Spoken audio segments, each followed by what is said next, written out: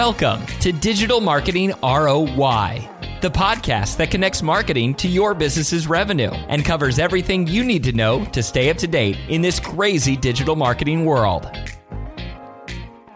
Welcome to Digital Marketing ROI. I'm your host, Shannon Allen, and I'm joined to start the year off by my favorite co-host, Crystal Vivian. Crystal, how are we doing today on this kind of snowy day? I'm a little chilly, but otherwise I'm doing pretty good. Yeah. Yeah, we have managed. You had a good holiday. You got through the holidays. Everybody's healthy.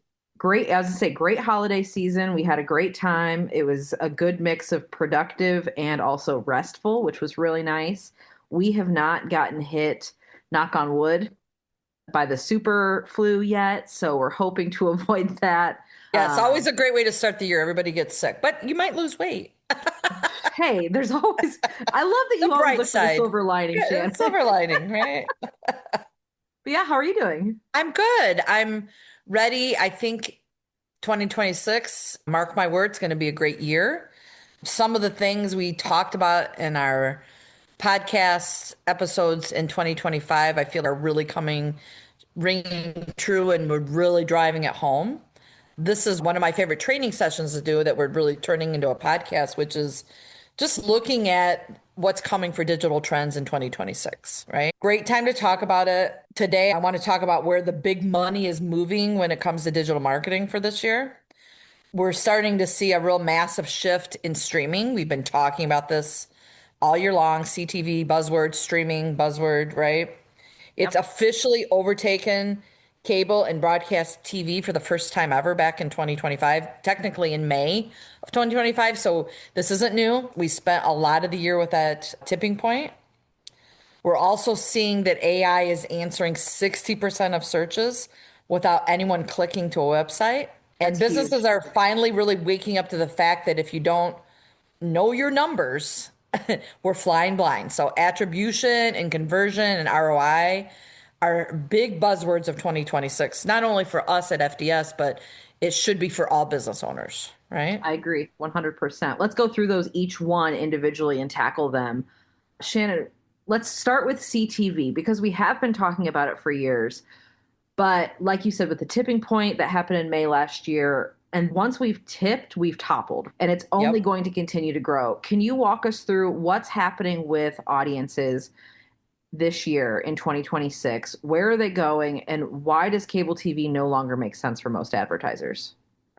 So it's cable linear, the old school way is where I'm focusing on, but I'm gonna hit on a couple stats that we'll expand upon. But as we said in just a few minutes ago, that it was May of 2025 that Nielsen came out with the tipping point, right?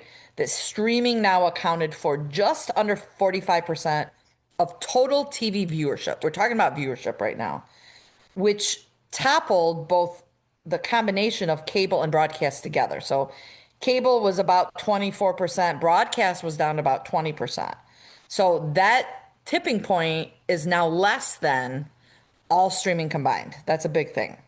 So this is really that moment that cable and linear officially lost in the viewership, right? So that's only going to grow. Cable can do whatever they want to try to bring that in, but they understand that their owned and operated box is diminishing, and there's no way to do it other than to join and continue on to the streaming bandwagon, right? Mm-hmm. So let's talk cable specifically right now. We really saw a subscriber free fall in the past year, really in the past couple of years, but as of right now, just 34.4% of U.S. households subscribe to traditional pay TV services as of 2024. So this is in 2024, we were already down. That's 2 years ago. I know, which it was 80% penetration in 2011. Wow. Let that sink in. 2 years ago, we hit 34, so we know we're less. 2011 was at an 80% penetration of cable. Yeah. Big numbers, right? We also saw over 25 million subscribers lost since 2012. So to just grab what that looks like, 25 million people left cable since 2012. So they've been bleeding. But that doesn't mean that they're not watching content. Oh, they're watching. They're not consuming it. Yeah. It's very important. So let's look at some projections. So by 2026, over 80 million US households will use what is considered a non-pay TV services, right? These are the majority that are cord cutters or really cord nevers. So this is these consumers, this is my niece at 25 using, she is only watching Pluto TV. It's a non-pay subscription, right? You're going in, you agree to watch the commercials, but you will get everything else for free to get your local TV, right? Yes. By the end of 2026, only 54 million households are expected to remain subscribed to traditional pay TV, right? So to tie that in 2022, they were sitting at 65.1 million. 75% of US households with a TV will no longer have traditional TV subscription by this year. That's Wow. big year. Okay. That's huge. Let's look at That's this huge from a, for local and broadcast. yes, it's huge. Let's look at it daily. So this is a number from 2024, so we can't imagine what it is, but on a daily, over 4 million people canceled cable in the first half of 24 alone. Okay. That's nearly 22,000 cancellations per day, every single day Wow. back in 2024. Those are big numbers. And I have a few of our clients that are still spending a lot on cable. I'm not saying that there isn't an audience there, but adjust your budget to match who's sitting there. So if only 15% of your local audience is watching cable, only invest that amount, right? Yeah, because you need to follow where the audience is spending their time. Yes. So let's talk about financial, and I don't want to say collapse, but what is the financial look at this? Linear TV ad spending declined by 13%, while cable TV viewerships reduced by 10% just in the last year. It's only going to grow. 10% is a lot. Why are people leaving? You're a younger generation. You don't have cable. You're 100% streaming. Is that true? Yeah, we're 100% streaming. We had cable a few years ago, mostly for sports. And as sports have moved to streaming, it's gotten a lot easier for us Yeah. we cut the cord, I want to say 2018, 2019. It wasn't necessary for us. It might have been It even a little wasn't bit feasible. later. Cable No, can be expensive. It can be $150 a month when you e- bundle everything. It can be 200 when you easily, bundle it. So right easily. now, why people are leaving, 8 in 10 people cited price as the top reason for the cutting, right? Households that subscribe to multiple streaming services typically pay $70 or less. So they have a big savings there, right? That can be a YouTube TV, but YouTube TV continues to change. And the other nice thing about it is that you can cycle through which services that you're using at any one time. So we pay for Disney Plus because we have a toddler. That's something that we always have. But then we'll rotate between Netflix and Paramount and HBO and Peacock and all of the other Right, ones, depending on what content we're watching. And once we're done watching that show, we're like, okay, what do we want to watch next and where is it? right. Or Yeah. if there's a lot of stuff that we know is coming out on Netflix and it's okay, we're going to have Netflix for the next couple of months, and then we'll cancel it and then we'll move on to something else. And here's the part not everybody understands. There was something that happened over Christmas where one of my sales reps said, "Okay, our client is running streaming with us, but I saw their commercial. She thought she was watching YouTube TV. And she said, I was watching a football game with my husband. That had to be us." And I said, "No, because YouTube TV is one of the few multi virtual paying platforms that people are still subscribing to that is a walled garden. So you have to go directly through them. And in order to do that and we can get there with our services, but you have to go through the door. Just that's a way to do it." And I said, "You had to have been watching something else because you don't always remember what you're watching." And Hmm. come to find out, they were still buying something locally through a cable. And so there was something that ran, and the client didn't even know it that they were running there. And there's so many ways to reach consumers anymore. She was absolutely right. We can be delivered on an NBC station, but we're Hmm. not getting it if they're watching the YouTube TV platform. They're watching it if they're Peacock subscribers. They could be on Hulu and we reach them through our services. They can be just on Roku. They can be on Pluto TV. So there's so many different platforms to understand the channel you're watching. So it gets confusing. So I want to talk about the targeting as that relates to that. So the targeting problem for advertisers, if they're just buying cable and linear, is you're very limited, right? You don't have really any capabilities other than assuming you're on cable that you can target women and they might be watching these particular channels. You can make a guess that way. You're right. You can't target by zip code. You're buying an entire DMA region with both cable and linear.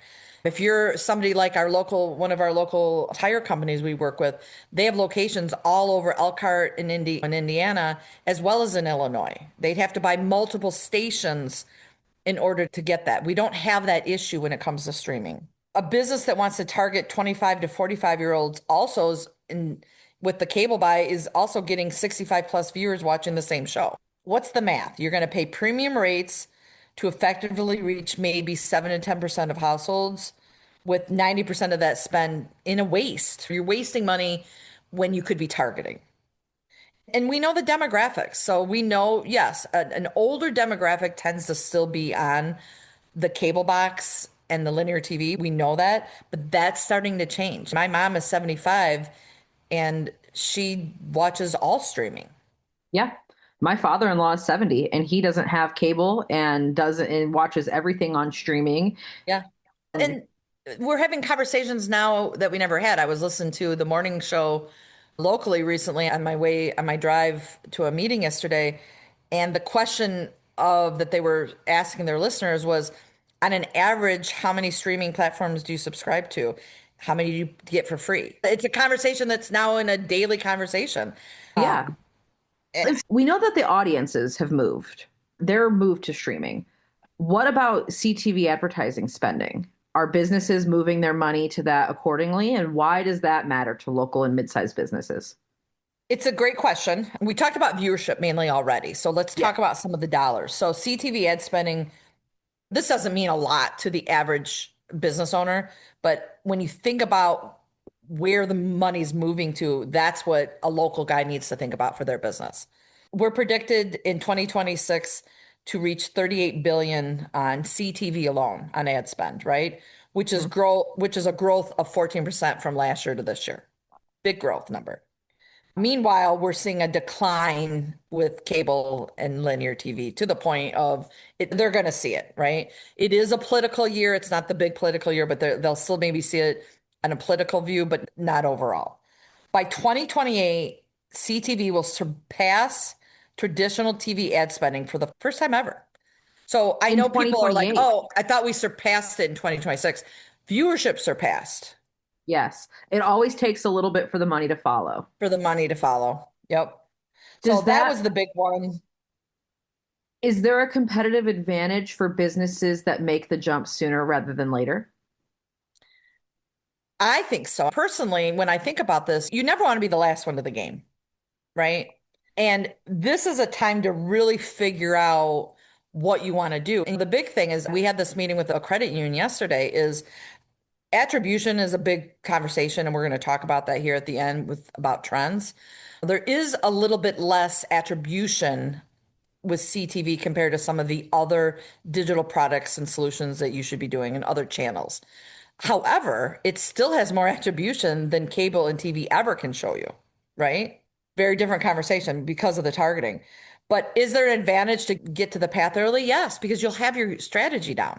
Because I'm still not telling people to pull everything out of their TV budget. I'm almost there. I'll be honest. I'm almost to the point where I'm like, because if you have enough budget to spend, sprinkle it around where you can. But if you're on a limited budget, why split it between linear and cable and streaming? Choose where the audience is, right? Yes, so that you know that you're getting your exact audience. Right. Our performance advantage is CTV has that 98% completion rate, right? Why is that? Because they're unskippable ads. So whereas we know that traditional TV viewers, whether that's cable or TV, They're fast forwarding through the commercials because of the DVR. So when you move to streaming, you are forced to it, but the audience is changing too. We've been spoiled for so long. You probably don't remember, but I remember the day that if I wanted to fast forward, I had to record it on my VCR and I had to use my remote to fast forward the recording. And there was also a day I had to just watch commercials. We're a little bit back to that because Mhm. consumers are willing to pay less to watch the commercials, and they're also targeted, so they're more invested in it than they ever Yeah, before. yeah, the commercials are a lot more interesting now because they are targeted, and especially because when I know I'm getting a commercial for something that I know that I'm interested in buying or that I've been researching, it's, oh, this is really helpful. But also the quality of the commercials is they're very entertaining now. Exactly. And my 3-year-old sings the jingles Right. of some of the Right. commercials because they're so catchy. She gets really excited about commercials. It's really fun. She's got a I great future in marketing. I love that. We're going to put her in a test group. Another reason why a business should care is what I already touched on was the targeting, right? We can geo-target down to a zip code level. You only pay for your service area. We can target age, income, interests, purchase behavior, search behavior, right? You're not wasting an entire DMA. If you want 25 to 45-year-old consumers in the Muskegon area that are looking for cars right now, you only are targeting those viewers. That's the goal, right? And our penetration. So right now we can reach 93 to 99% of households through streaming versus 34%, which is cable penetration. Like, why wouldn't we do it this way? That's insane. I know when I was pulling some of these numbers to use for the training deck, I'm like, if I go into a client this year that's putting more money into TV and cable than ever before, I'm literally just going to go through these stats and say, don't be the last one. Know where we're spending our money. What's the hesitation to make the jump? Why do businesses still feel like they need to invest in TV more so than CTV? I think it's change. I think it's local brands. I think understanding that I have so many business owners who are like, I'm streaming with you, but I'm not seeing my commercial. So there's a Mm, little ego there. I think business owners love to see their commercial. It's why I've been able to build out a local news. I always say to my car dealers, if you're buying the local CBS station, why are you just wanting to be there on their local news? What if I could have you show up on the local news on ABC and CBS, NBC, other things, CNN and Fox News? Like, why not? Why are you picking they're only on CBS? exactly. And why are you picking they're only on CBS through this platform? What about Hulu platform and Roku platform and Pluto TV? Quit Yeah. trying to pick it. Yeah. Follow the eyeballs, follow the consumer.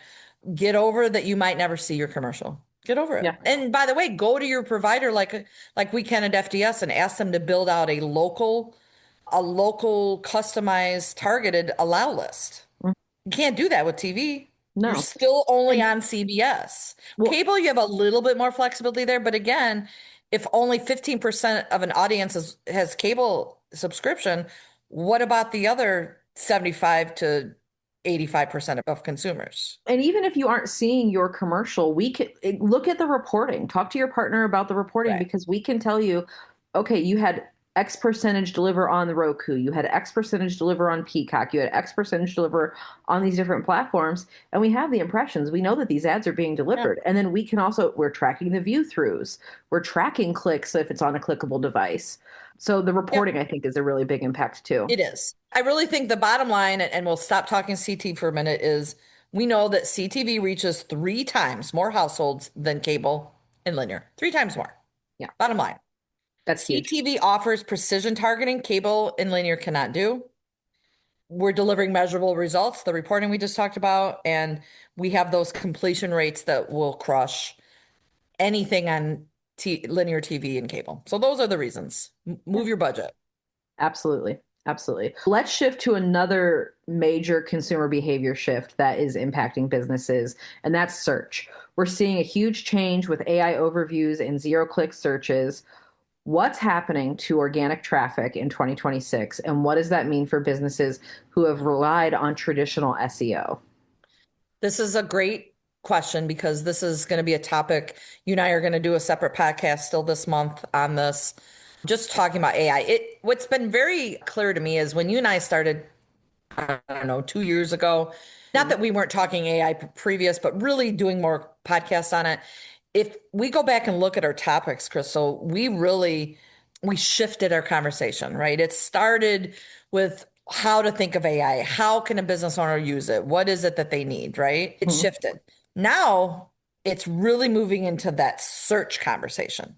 Yeah. And let's, for our listeners that don't think of it this way, that zero click search really just means that a user performed a search on Google, Bing, wherever really, and they get their answers directly on that page without going to the website. So that zero click can mean you are still on Google, you do a search and you get your answer right in front of you.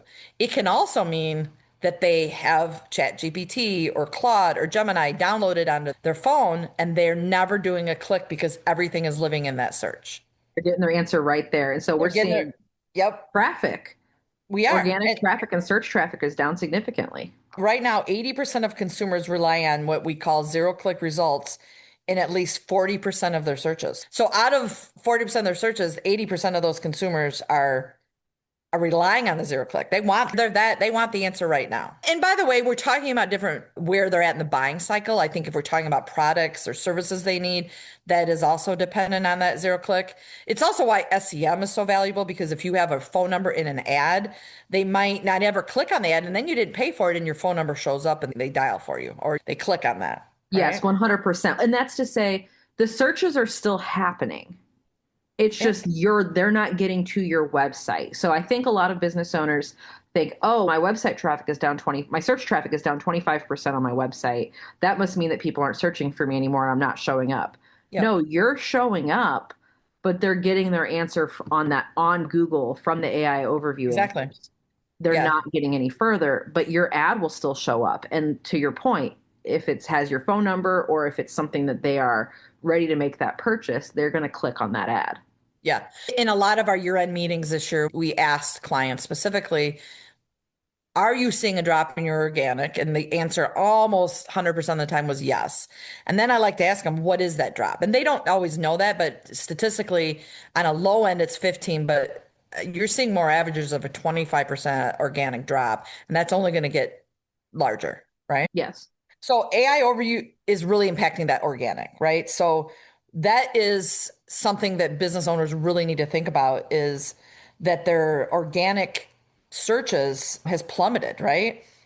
And individual website experience are experiencing these click-through rate drops, right? When AI overviews appear. So we talked about this on one of our podcasts, and I pulled my notes from that. But as of May of 2025, AI overviews appear for up to 47% of our searches right now. 47%. Those are big things to think about. Just that Chat GP has grown, Claude has grown, Gemini has grown. But what this is really telling me is it's continuing to make paid search more valuable than ever before. And we have to, as a business owner, you really have to make sure that your SEM is dialed in. And the truth is, Google is never going to let the SEM go away on Google because that is the bulk of their money. Even if we wanted to let it happen organically, Google's never going to let that business model happen. No. One of the things that I think business owners need to realize is that paid search is going to become what I consider like a closing channel, right? That it's going to be closing from what you're seeing. It's going to complement each other. Google, I'm starting to see this a little bit, but I think what they're doing is testing it out, is we're starting to see paid ads on the desktop appear above AI overviews, which is smart, right? That's happening. As that organic traffic declines, paid becomes really more important for visibility than ever before. We need business owners to make sure that their SEM is very dialed in because AI to me is more general. It's not giving as specific as possible, kind of like a VLA. The vehicle listings that we do for auto dealers is a little bit more general. And when you're looking for that, AI disappears. There's no AI there. But VLA is important, right? But AI is a little bit more general. It doesn't know exactly in the Google search. Now, if you're going deeper into your AI, Claude or Chat or Gemini specifically, it might get specific, but you have to prompt it. So your SEM should be very dialed in and not broad. And Google made these changes a couple of years ago because they knew this was coming, that they are really they're doing less broad matches because AI handles the broad, SEM should handle more dynamic and exact. And Mhm. that those coupled together to me is why whoever your provider is for SEM, they can't just be on Google anymore. They've got to be on both Google and Bing, and they have to be dialed in and not be so broad. It has to be very specific. So A, your money goes farther, and B, it complements the AI. So Absolutely. this kind of leads us into the AI answer blogs and the things we're going to go into deeper.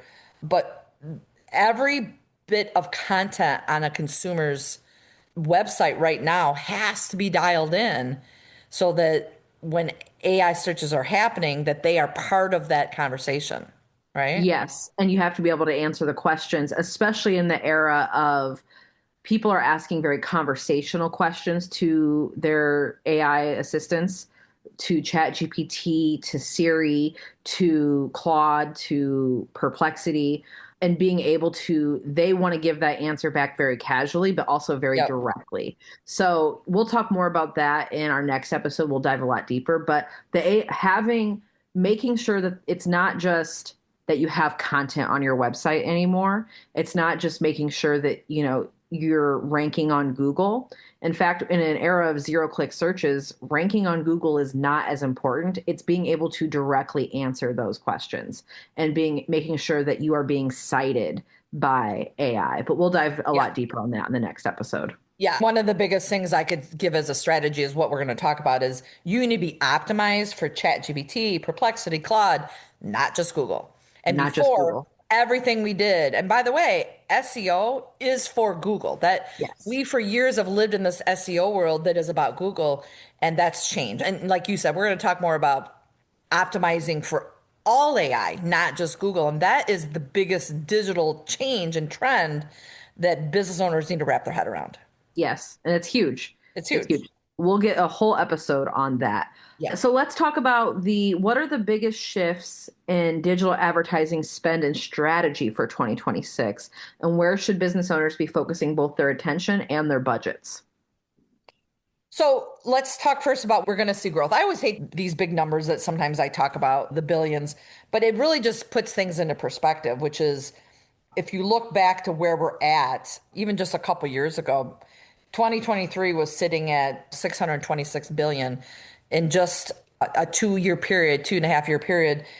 It's expected to by the end of this year be at 740 billion. So it grew almost 110 billion, 114 billion in that short period of time.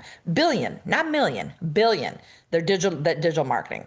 So it's coming from somewhere. I don't think there's more people spending in marketing overall. I think more people are throwing their hat into the digital ring than they've ever done. And that's where the losses are coming in. Unfortunately, TV, radio, traditional billboards, things like that. Those are still valuable. It's still the full consumer journey, but because of technology, the consumer journey has changed dramatically than even just a couple years ago. Yes. So we just talked about AI, but as we talk about that from a budget standpoint and a strategy standpoint, 86% of advertisers right now are predicted to use generative AI in everything they're doing, specifically video ad creation, right? You and I are very aware of where our changes have gone. We have more capabilities now than ever before. And there's good AI videos and there's bad AI videos, right? Oh, You need to yes. make sure that you're not just the average Joe out there going, oh, I can do this myself, because we can all spot a bad AI video. Yes. And chances are, with the way that the pricing works on these generative AI tools, business owners who are trying to do it themselves and are trying to find an AI video that is cheap or free, one, it's very obvious. And Yeah. two, it is the same video that they are giving other people within your industry. I saw a lot on social media at the end of the year. A lot of people were making these AI videos of Santa Claus doing things. It looked very cheap and very generic. And it was like, Yeah. just upload your logo and you'll put it into our video. It's like, that's not, yes, it's a No, video, but you just still want a having the video by professional. itself, Yeah. yeah, you want it to be professional and custom to your business. 100%. So on top of that, this is where I find really interesting was that in 2026, nearly 40% of video ads will involve generative AI. Yeah. In some way. Yeah, in some way. So let's talk about another topic that business owners need to think about when it comes to strategy for digital this year is again, creative quality is king. So as we jump on that video bandwagon, we really need to remember that you can't let that suffer. So creativity along with content that all ties together is still got to be number one of what you're doing. Yes. Another topic that we've talked about in years past of the digital trends is the first party data. It continues to be critical. It's really part of that attribution conversation. You want to gather more first party than ever before. You want to make sure they're opting in so you can use that data to track, right? So that brand integrity is going to give a very high return if you do it right. Programmatic growth. So the word programmatic isn't always understood by everybody. Think of programmatic, whether that is programmatic display, programmatic audio, programmatic video, which is CTV. Think of that as it's a big auction, right? Where we gather all these people and then we target them the right way. So I envision this really large auction and then go over there for your audio, go over there for your display, and everybody go over there. And now we're only going to put you into groups based on what your needs are. So programmatic is a valuable word. I just talked about first party, very important. It will couple what is third party, and that's programmatic, right? It's this really big auction that we need a lot of data to analyze properly.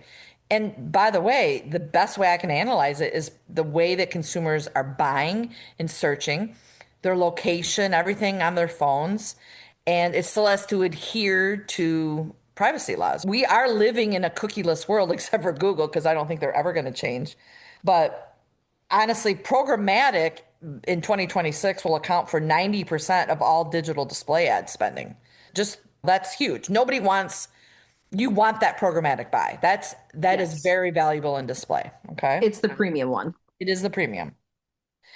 And then let's talk about, from a trend standpoint, why the budgets are moving. So we already talked about CTV and why you should be shifting. This stat really surprised me. 36% of advertisers are redirecting dollars from social to CTV.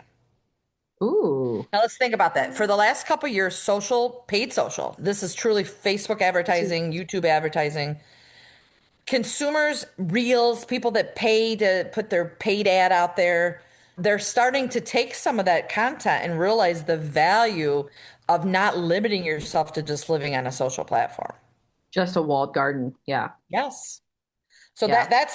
it surprised me, but it didn't. You're going to see it started with TikTok and then all of a sudden Instagram reels and Facebook reels. And if you weren't a TikTok person, there's still people that say to me, oh, I don't watch TikTok, but they're obsessed with their Facebook reels. They Yes, don't you're realize just watching that reel that TikTok. you're watching is TikTok. It's TikTok. It's just a different thing. But that's really interesting too, though. My reaction is that makes sense then because they're just posting that same content that they would run an ad for as their organic content. That's not going to work for your organic content strategy, but in terms of reaching a broader audience, that might be more successful with a CTV if you're looking, especially if your goal is brand awareness, moving your budget there, but still using that as your content. Yeah, it makes sense. Yeah. So I'll close this up with what I would consider the channel leaders this year in 2026 based on digital trends. CTV is a channel. Remember, we have a consumer journey that we're going after from a customized strategy with every client. Based on that, we're going to go find them wherever. Something else to keep in mind, if you have one vendor that you're using for SEM and one vendor for CTV and one for display, it might be a convoluted strategy. So I'm not saying put all your eggs in one basket, but when it comes to digital, the way that we like to do it, we find out what your needs are, we find out what your top products or services, and we create a digital channel strategy to reach those consumers. So you give us your goals, and then I say, okay, I'm going to reach them at the upper funnel through display. I'm going to reach it through your social management. I'm going to reach it through CTV. I'm going to reach it through and end it with SEM. And then I'm going to continue with my social manager to keep that loyalty loop going, right? Keep your brand going once you become one of my customers. So top leaders predictions, again, CTV, more of the AI information, SEM, and programmatic display. So good news is we sell all those things. So I'm not just saying this. I will tell you this. We don't live a lot in the email marketing. Email marketing still has value when done right. And so that is part of that consumer journey. Once you brought them in as a consumer, it leads the way with first party data. So don't forget about that element either. Yes, especially when you talk about the loyalty loop. And I think the email marketing plays a really important role there in that repurchasing. But it is a little bit separate for sure. Yeah, but it's still valuable. Still very valuable. Okay, we always wrap it up with ROI, and I've got two questions or two parts of this. The first part of ROI is attribution. Why is tracking the actual consumer journey from first touch all the way to conversion? Why is that so critical in 2026? So it's become another buzzword to me, attribution, ROI. One of the things that I am seeing personally, and I think a number's lower than this, but one of the stats I found was that only 30% of CMOs, a chief marketing officer, feels confident in their ability to measure ROI across all channels. So I was just in a meeting yesterday with a client, specifically in the banking industry, and they really want to hold us to ROI, and we're doing a really good job with it. We're really trying to connect the dots. What I had to explain to them is I need something from you in order to give you that attribution. I need a couple things. First and foremost, in digital, from a privacy standpoint, if you share with me your first party data and I can target them through my multiple channels, I am able to show attribution because now they've opted in because they said, yes, you can work and target us. Your first party, the permission has been given. I can target them. And by the way, they're already your client, they're already your consumer, they're already your customer. So I can target them, but let's keep in mind of the strategy. We want to target them. So the credit unit's a little bit easier. They're a member because they have their mortgage with you, but they don't have a credit card with you, or they don't have a mortgage, or they don't have an auto loan with you. So I can go down the drip effect and go after more angles. And I can show that Joe Smith, that is already one of your members, also, we touched them with this and they closed it here. I can show that if you share that data with me. But when it comes to new business, new clients, new members, any of these customers that we're trying to reach for the first time, I can't just hand over and say, here's Crystal Vivian, and she did A, B, C, and D, unless she's opted in for that. Okay? Yes. Yes. But do we need to know that Crystal Vivian did it, or do I just need to know that from your campaign, I brought you to the website and you made this action and we can connect the dots as best as possible? Yes, I can get better at that. But here's what I need to know from you. I need to know what's your average close ratio? When I bring them to your website, do you know how many of those consumers, once I bring them to that page, are actually converting? I need to know once they converted on the website, how many of those become closes, purchases. And unless you're an e-commerce company, it's very difficult for me to track it. I can do that all day long with a point of sale. But if you're not e-commerce with a point of sale system attached to it, there's no permission given to know that Crystal Vivian did that step. Correct. So we have to move to the best thing we can do, which is somewhat of a scaled assumption, right? And people are like, I want a real number. Let's be clear, even the best statistical mathematic people out there are not working with actual numbers. They're creating a scale of a group, right? If Eli Lilly, when they're testing their latest weight loss drug, so there's a new one out, it's better than Zepbound, I've heard, and they're in testing right now. They're creating a sample test group that they're then going to turn over. So there might be 200 people testing. And that's probably high, to be honest. They might sample 200 and then we're going to make an assumption that this is going to be the sample for everybody. It's very similar in digital marketing. Is I should be able to know that on an average, your mortgage loans close at this rate. The value assigned to them is this, and this is their buying cycle. And so attribution should be part of every digital conversation. It should be part of every marketing conversation. But digital gets held to a different standard. So what I would suggest, and to get to the ROI, we really need to be looking at business owners is what channels are you seeing that are actually driving the revenue? What's an upper funnel? What's a lower funnel? We need to know the true customer acquisition from you. So we will share you with what we can do. We need your help understanding those levels, Mhm. right? We need to know what that is. And that's And going that's to be a huge part of it. yeah. And those are unique to each business and each industry. Beyond tracking the customer journeys, what else? Yeah.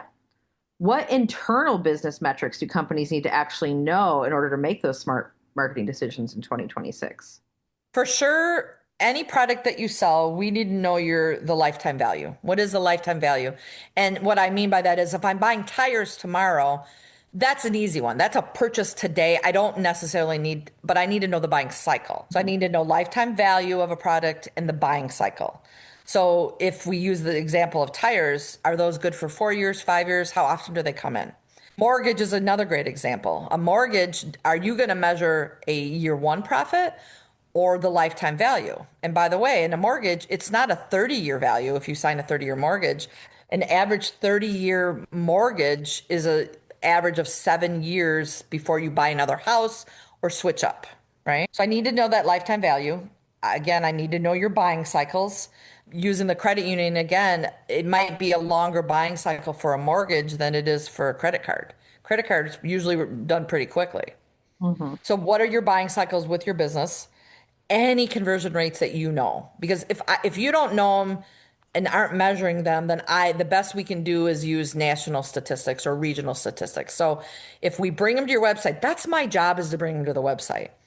I need to ask you, out of all your website visitors, how many of those become leads, and do you know that? Once they're leads, how many of those actually close as customers?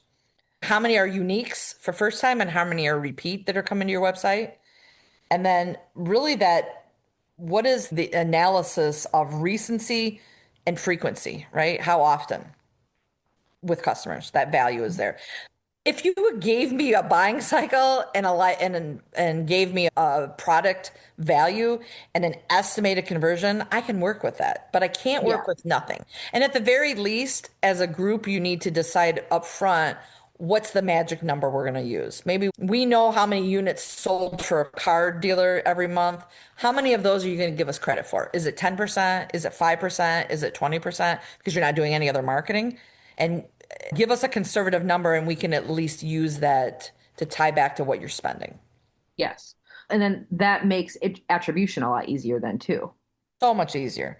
Yeah. And knowing your churn, like I know my attribution churn. Like people should know those things. Like I do giggle a little bit when I'm in meetings and these really big companies don't know not only their lifetime value, but what's their attrition rate. I know it at our business. I know what every product we sell, what my profit margin is. I'm surprised. I bet your CFO knows it. Right. Yeah, I was gonna say, because I would think that if you're trying to track the success of your investment in marketing, or even just trying to track the success of your business, you need to know those things. You need You to do. know how much money you make on your top products and services. Yeah, it is alarming sometimes to me, the percentage of our clients that don't know that. But I truly think the reason, Crystal, is because for years, marketing is the unmeasurable thing that you do, right? And so Yes. when you live in TV and radio and newspaper for years back, we couldn't measure. When I worked in newspaper, I had a little bit better because I'd go to my auto dealer and I'd go and he'd have his ad hanging up the wall with all the cars crossed off that you sold. That was as close to what I knew what attribution was as ever before. But I think what happens is it's been untouchable, but that doesn't mean we don't want to come up with a system that we all agree upon. And I think businesses would be surprised that their chief financial officer, their controller, might really appreciate that because they can at least they do work in what somebody might call an assumption because it's a sample test. It's why we do a budget at the beginning of the year that we predict what will happen to help us predict cash flow. That's a Mhm. prediction that's made up.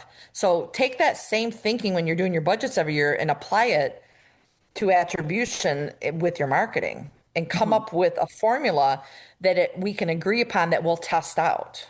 Yeah, I think So that makes a lot of sense. I know we covered a lot today, but I think we're going to take some of these pieces now as we do every year and just make them their own podcast. So this one was a little bit longer. It's going to lead into a training that I'll do with our team. But I think for business owners, as we kick off the year, these are just some things I really would hope they think about as what I call digital trends that have continued to be evolving in the last couple of years.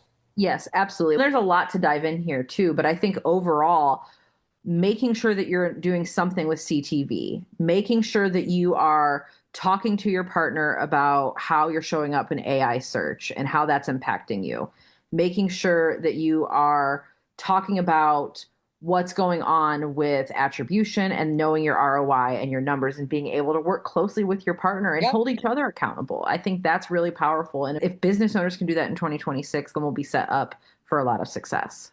We will. And I would encourage any listener to go to the drawing board and say, what is my consumer journey? What is my average consumer? And don't take it from your standpoint, ask somebody, because as a business owner, your journey is going to be different because you know your products inside and out, or your Yes. services. So start there. And what I would say is the winners this year aren't going to be the ones that are spending the most on marketing or ads. They're going to be the ones that they know their numbers, they're tracking the consumer journey, and they're investing in the channels that drive real ROI because you've tracked it and now you know it for your business. Be very customized when it comes to attribution and channels this year. Yes, absolutely. I think we covered a lot. So thank you, Crystal. This was fun. Thank you, Shannon. This was great. It was great. Thanks to our listeners, and tune in to our next episode of Digital Marketing ROI. You've been listening to Digital Marketing ROI from Federated Digital Solutions. Do you have an idea for a future episode or a burning digital marketing question? Text ROI to 45364 to get a link where you can share your idea. Subscribe to get new episodes every other Thursday, plus Tip Tuesday insights every week.